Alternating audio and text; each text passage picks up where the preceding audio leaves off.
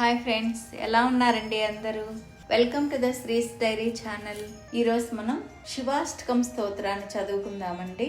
ఓం శ్రీ గణేశాయ నమః. ప్రభం ప్రాణనాథం విభం విశ్వనాథం జగన్నాథనాథం సదానందభాజాం భవద్భవ్యభూతేశ్వరం భూతనాథం शिवं शङ्करं शम्भुमीशानमीडे गलेरुण्डमालं तनौ सर्पजालं महाकालकालं गणेशादिपालं जटाजूटगङ्गोत्तरं गैर्विशालं शिवं शङ्करं शम्भुमीशानमीडे मुदामाकरं मण्डनं मण्डयन्तं महामण्डलं भस्मभूषाधरन्तम् अनादिं ह्यपारं महामोहमारं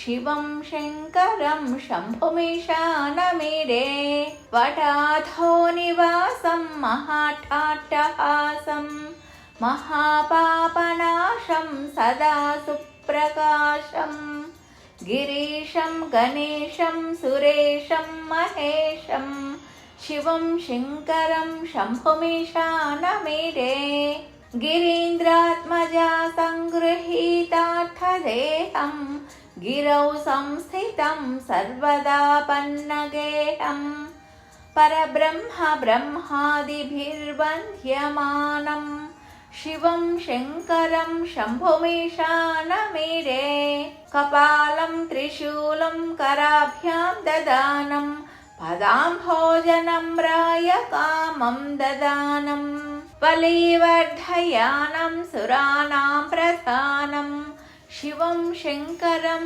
शम्भुमीशानमीडे शरच्चन्द्रगात्रं गणानन्दपात्रं त्रिनेत्रं पवित्रं धनेशस्य मित्रम् अपर्णाकलत्रं सदा सच्चरित्रं शिवं शङ्करं शम्भुमीशानमीडे हारं सर्पहारं चितापूविहारं